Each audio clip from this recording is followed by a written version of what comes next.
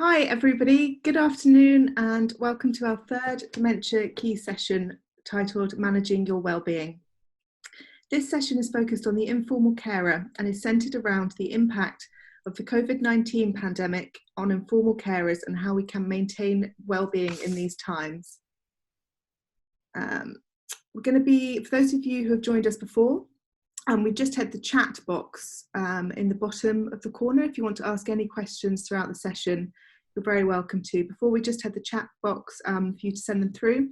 But today, if you want to ask us any questions, if you click on the participants section on the toolbar, you can then raise your hand, which means that we can then unmute you. And you're very welcome to ask any questions yourself to Alexis, or if you want to and you prefer, you can still use the chat box as normal. So once again, we are joined by Sweet Tree's Dementia Service Manager and Clinical Specialist Alexis Sobrano, who I will now introduce. Hi Alexis, welcome today. Hi, thank you. Good afternoon and hello everyone. Sorry I can't see you, but I'm sure everyone's doing well on this sunny day today. Thank you for joining us again for our third webinar in our series. As Helen said, today is going to be about managing well-being. So what we want to talk about today is practical tips and resources for managing your well-being throughout the lockdown.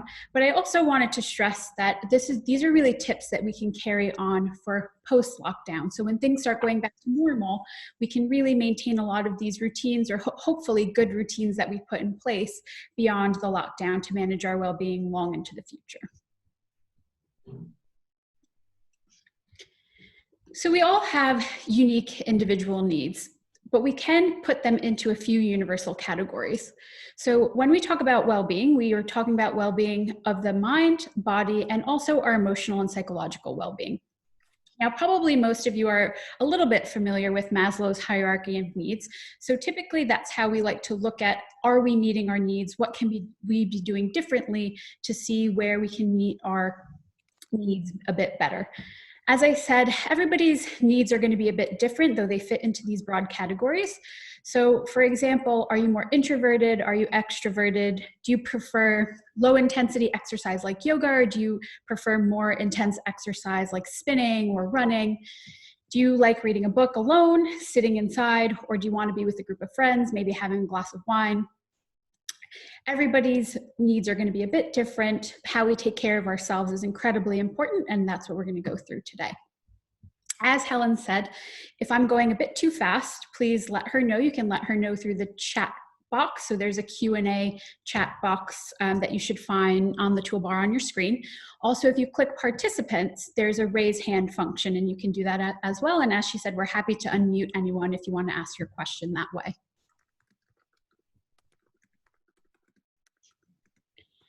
So with COVID-19, there have been a lot of sudden changes to how we operate in society. Our routines have completely changed. So that leaves people feeling perhaps a bit anxious. There have been a lot of changes in finances, routines, maybe taking on new responsibilities, wearing way too many hats. So for that sandwich generation who may be taking care of children or grandchildren and parents, that can be quite stressful, especially if you're working. Getting information overload from the media and all the different health concerns that are evolving during the pandemic. So there are a range of emotions that people are feeling. Maybe on different days, people are feeling a bit differently, a bit more relaxed some days and a bit stressed other days. This can also create us to feel a bit depressed, maybe low mood if you're feeling isolated, alone, or overwhelmed by all of these different changes. Certainly frustration in the sudden need to become perhaps a full-time carer and learn on the fly. So recognizing that we don't always have all the answers for all of the responsibilities that we're juggling can leave us feeling quite frustrated. I think oftentimes we are our own worst critics, and so that can be very challenging. Feeling angry.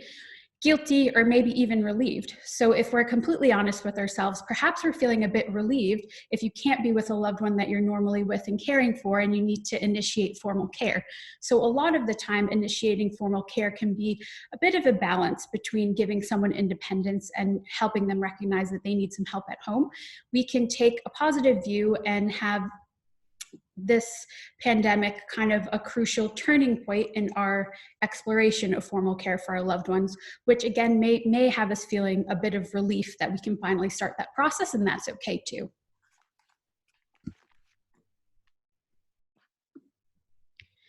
So we wanted to provide some practical tips for coping with the lockdown and social isolation measures. Again, these are tips that we can really carry beyond the lockdown and beyond social isolation. First, speaking to your GP or pharmacist about repeat prescriptions and delivery service. Now, this can be for yourself or for the person that you care for.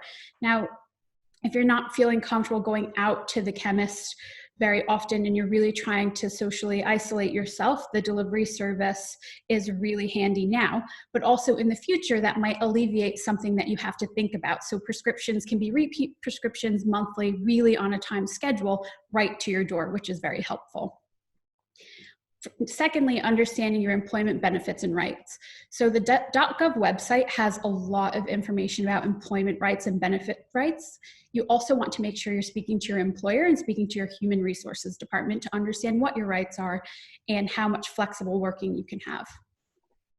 Trying to stock up on a 2-weekly supply of necessities and really not overbuying. So being conscious of what you need maybe for the next week or two and planning a little bit in advance, but not panic buying. Establishing potentially a buddy system with a neighbor or somebody that you trust in the local neighborhood that you can team up and maybe buy each other a bit of groceries and leave items at the door if possible to alleviate that from yourself. Establishing an emergency contact can be critically important, especially if you're caring for someone. So just thinking, if something happened to me or if I wasn't able to go and be with my loved one, who is it that I could call upon? Creating kind of a buddy system in that way, emergency contact, somebody that you can rely on that can kind of step up if and when needed. Organizing a home care assessment for loved ones who you cannot regularly visit. Again, as I said, now may be a time that you can start to pivot towards looking into more formal care arrangements if that has been something that you've been thinking about previously. And if you're suddenly caring for loved ones and you discover that their needs are increased from what you may have thought in the past because you hadn't noticed before and now you're having more contact with them, you can always contact your GP and ask for appropriate referrals for example, occupational therapy, physiotherapy, a referral to the local memory clinic, or even organize a local authority care assessment for when the lockdown is over. Now, the local authority care assessments can have a bit of a wait list, so I always recommend getting on that list as soon as possible. So I'm just going to pause here and see if anybody has any questions. Any raised hands? I'll take that to signify that I'm being very clear, Helen. Yeah, covering it all, Alexis. Okay. So I'm going to move on now and speak more in depth about our physical needs, our emotional needs, and our cognitive needs. So in taking care of our minds, very, very important to look after your sleep. And I think that's something probably everyone takes for granted.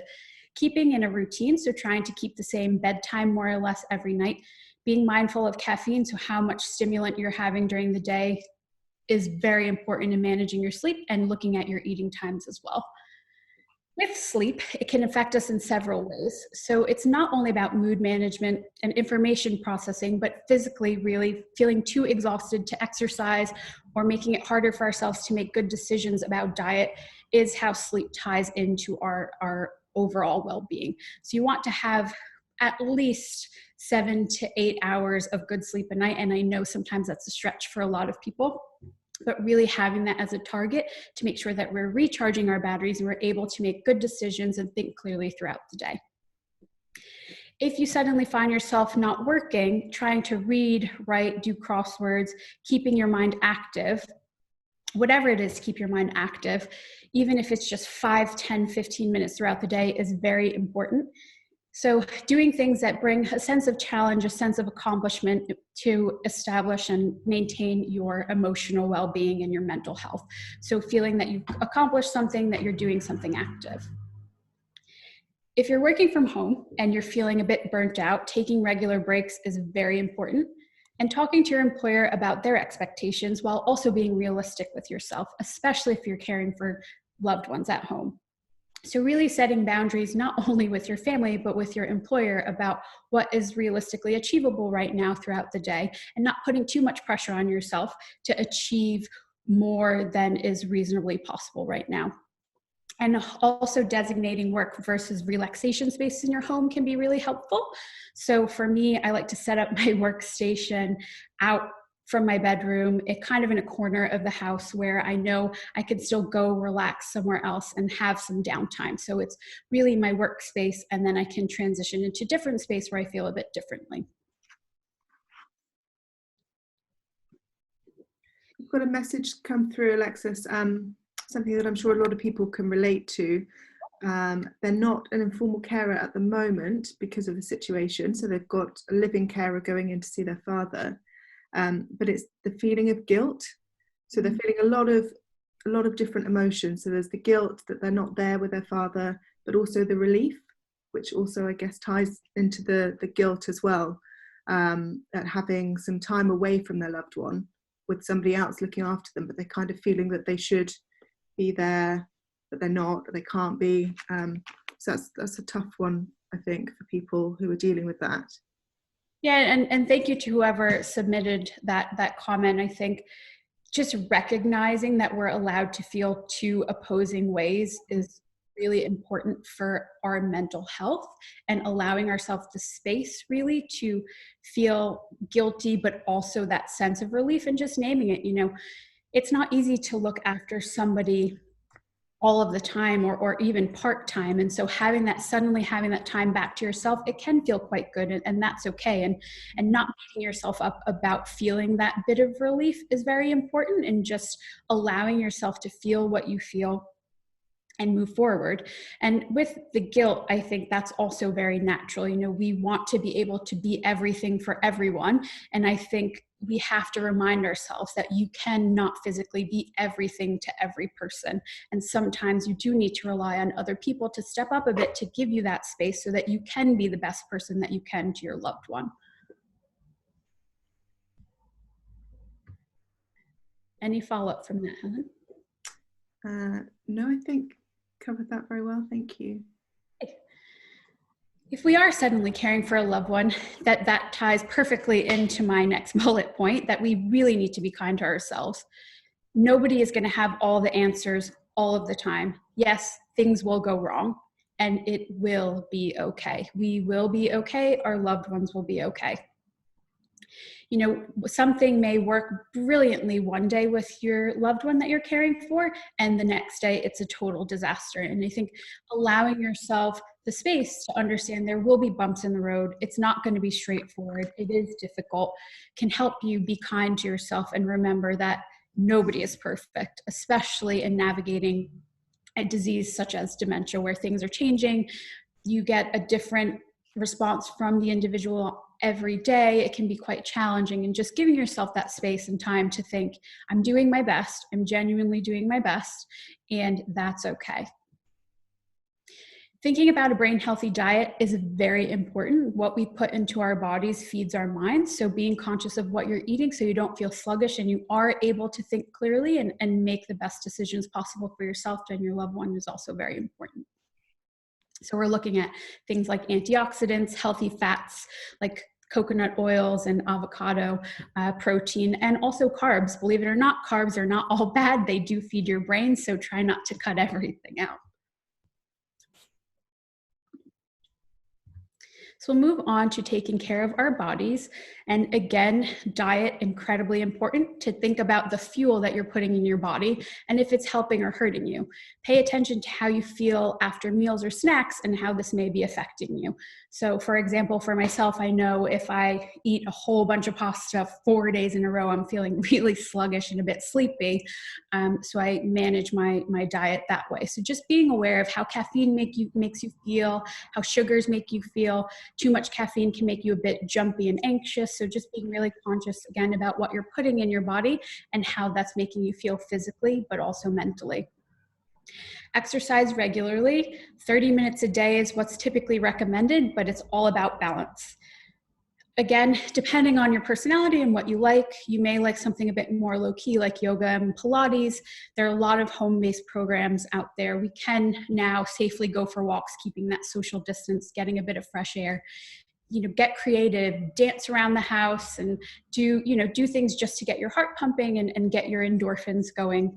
Sweat out toxins. You feel incredibly good when you get all that junk out of your body and get your oxygen flowing as well. There are a number of free apps for all levels. For example, there's something called Fitness Trainer. There's something called Yoga Studio that they have what they call freemiums, where you can subscribe to a free platform. And should you decide to upgrade to get more content, you can do that. You can also look for YouTube videos. NHS has incredible resources for exercise, from 10-minute to 45-minute home-based routines, again, for all levels. And I have put the link for that in the slide, which Helen will distribute after the webinar today, so everyone will have access to that. Stretching is incredibly important, especially if we're sitting for long periods doing work or just feeling general tension due to stress. So looking up some gentle stretching programs is really important. And I think everyone harps on about exercise and getting out there, but stretching is equally as important to bring that balance.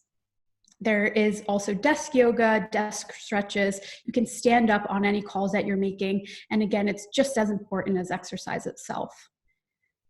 Drinking plenty of water is incredibly important. Now, our bodies are made up of 60% water. It's not only amazing for your skin and how you're looking, but it's also a way of our body, again, processing toxins and getting things out and transporting food around our bloodstream, et cetera. So making sure that we're drinking about 2 liters of water a day is very important. Anything coming through, Helen? But a couple of people saying something that I imagine is also very common at this time, about they're feeling trapped and scared. So these are people who are in their homes and they're looking after a loved one that they wouldn't normally be looking after. So I guess it's that time of uncertainty at the moment, not sure how long this is going to go on for. So I think your tips about taking care of the body and the mind are really important here, aren't they, to really help people who are in these difficult situations. Yeah, I think it's really important to take care of your mind and body to be able to cope with that stress. So if we're putting stress on ourselves by really not eating healthy and not exercising and not taking 2 minutes for ourselves, the stress starts to build up and you're able to cope with less. So just making sure that you're giving yourself the best chance at coping with everything that's being thrown your way at this time, and completely understand feeling trapped inside, especially if you're looking after an older loved one and you're really self-isolating, so you really haven't been going out much and your interaction maybe is only going to get the necessities and going to the shops and buying some groceries. That can be incredibly isolating and frustrating. I think we've been on the social isolation measures since about the end of March the 23rd or so. And so we're coming up to probably our 9th week. And that's an incredibly long time to feel cut off from your normal routines. And, I think if everyone just took a moment to congratulate themselves for making it this far, and again, it's really about that self-gratitude and saying, okay, look at what you've accomplished. Yes, maybe there's a bit of a long road ahead, but take a second to really appreciate yourself for what you've done in these 8 or 9 weeks. And again, take care of your mind, your body, to try and help yourself continue to get through it and to continue to cope in a positive way. Great, thanks, Alexis.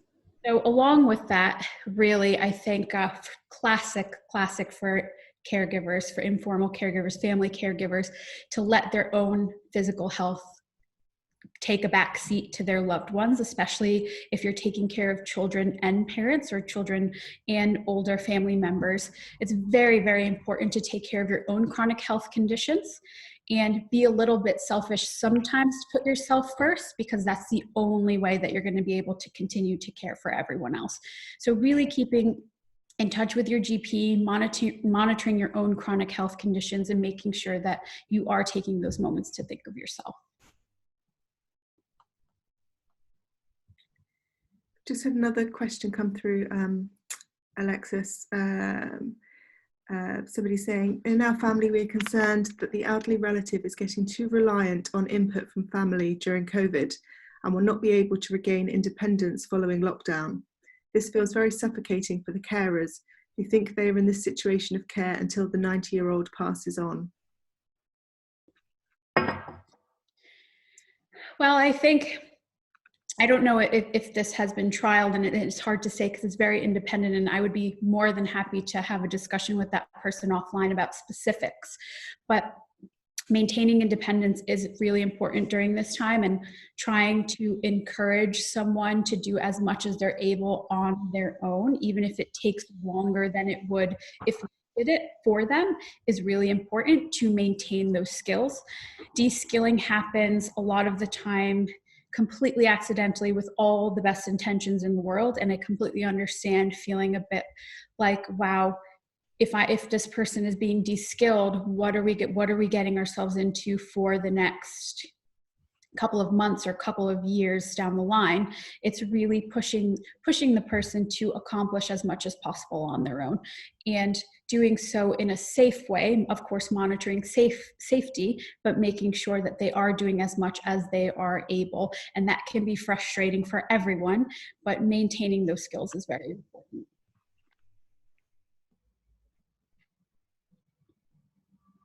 Again, I'd be happy to speak about specifics with whoever put that through, if they want to reach out to me on email or by phone.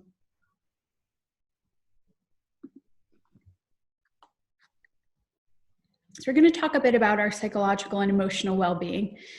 To carry on the point about managing our own health conditions and monitoring our own health conditions, now is really not the time to start playing with medication and not taking medication as prescribed. So that's very important to maintain those routines that you have. Staying connected to people. So back to what someone was saying, or the comments about being really isolated, it's really not the same, but staying in touch by phone, video call, WhatsApp chat groups can be incredibly important, and just feeling like you have people around to support you. Maintaining hobbies which bring enjoyment and fulfillment is very important, even if it's 5 minutes in the day that you have to sit down and do that, whatever your hobby is. Humor can be incredibly important. To watch something lighthearted and funny, potentially put on a comedy or listen to something that makes you laugh, listen to some jokes. I think we probably take for granted how much laughter really heals us throughout the day, and laughing therapy is a thing, believe it or not. Laughing yoga is a thing, and it's really healing for us to just have a good laugh sometimes and think about something lighthearted. And I think right now we're also being bombarded with all this negative news and media about what's going on in the world, and with not only with COVID, but all the other geopolitical issues that are happening. And it's really important to just remember that we don't need to be bombarded with all this negative stimuli all the time, that we can turn to more lighthearted, funny things for that relief. Listening to your favorite music can be incredibly therapeutic. Sometimes an old song will come on and an instant smile will come on my face because it's associated with a happy memory, and remembering that we can use that to heal ourselves as well and to make ourselves feel good. There are a lot of meditation apps that are available. For example, Headspace. Headspace is a great meditation app that they have meditation exercises from 1 minute all the way through to about 45 minutes to an hour. Now, I'm not a big meditation person. It's really hard for me to sit quietly, so I find the shorter ones much more manageable. So it's about figuring out what's manageable for you, what you can do, and setting those small achievable goals. And if that's 1 minute in the morning in bed before you get out of bed for the day, that's great. Or maybe it's in the afternoon when you just need a moment to take a time out. Now, there have been actually some studies which have proven at the workplace, taking 5 to 10 minutes to just sit quietly actually increases your productivity. So those 5 to 10 minutes just to recharge for a moment can really help us get on with whatever we have to tackle for the rest of the day. Going back to exercise, again, with endorphin release, it tends to release hormones that make us feel good. So exercise also can help manage our emotional well-being as well as our physical well-being. Getting fresh air, incredibly important to declog. Keeping windows open at home, keeping window shades open during the day to let some light in can be incredibly therapeutic. Keeping things in perspective also is very important. So we have to remind ourselves that while this feels like it's going on forever, it is temporary. We will come out of the other side of this. And I think we will come out of the other side of this with incredible resilience and looking back to see exactly how much we have accomplished, not only individually, but as a community. Looking for online or remote support groups. A lot of support groups are working remotely right now, and I think what we're doing is happening more frequently now with people setting up Zoom support and reaching out to each other and providing and sharing resources that way. So look out for that. Continue to look out for free resources. Keep getting dressed. So I think don't sit in your pajamas all day. You know, when you look good, you feel good. And so making sure you're getting up, getting showered, getting dressed, and not sitting around kind of in your pajamas all day is also something important for your psychological and emotional well-being.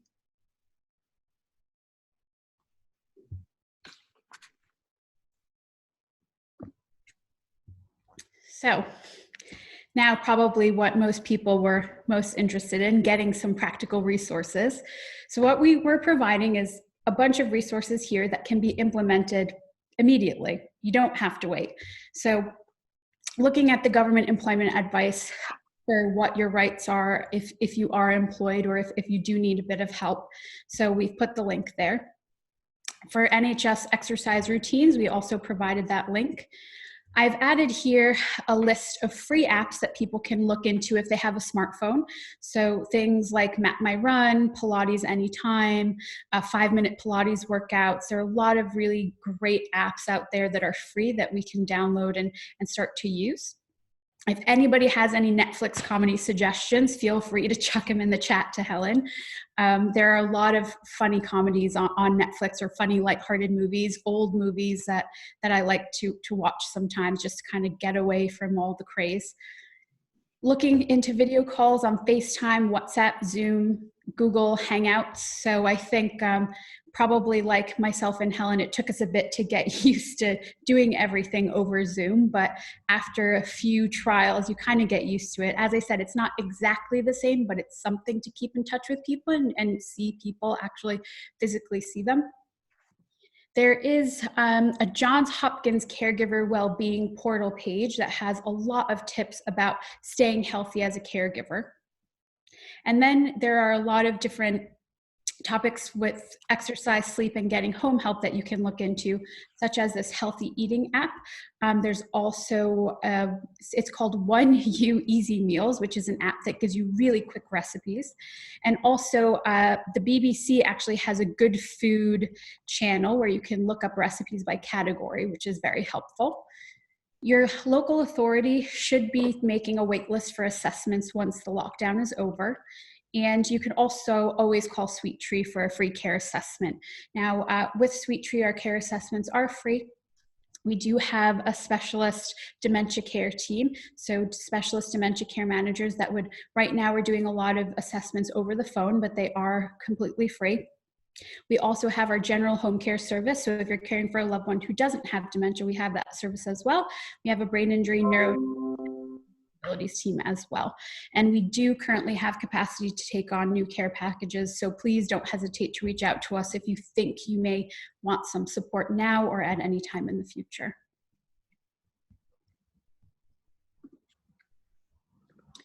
So I just really want to wrap up by stressing that well-being is really the intersection of our physical, emotional, social needs. They're completely interdependent in how maybe we we think about them, but they all mix together. And it's really important to look at how they all interact to maintain our well-being in general as an umbrella. Again, we all have such different individual needs, but we can look at them as, how am I meeting my physical well-being? How am I meeting my emotional well-being? How is my social well-being being maintained? What am I doing that's working? What am I doing that I need to maybe work on a bit? And when we work on ourselves, we can take care of others much better.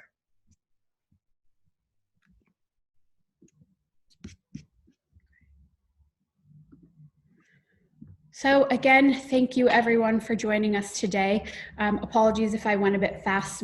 As I said, we're still feeling out Zoom. So while we're getting a bit more comfortable every time, we have, I think, still some growing pains with Zoom that we're going through. But if anybody has any questions or wants me to go back over anything, I'm very happy to.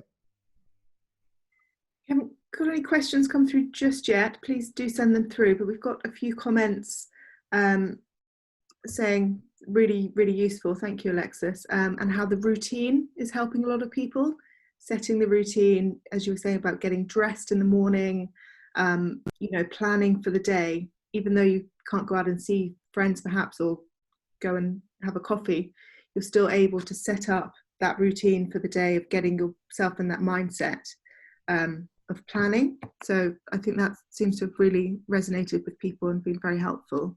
And you know, it's really about being realistic with ourselves. And if it's 5 minutes, 10 minutes, 15 minutes, that's something. And so not setting a goal that's, okay, I'm going to go do this for 2 hours today, but really looking at what's realistic and not setting ourselves up for failure, but really being kind to ourselves. And as I said, giving ourselves that flexibility that, you know, it's not going to work all the time, but we're trying, and that's okay.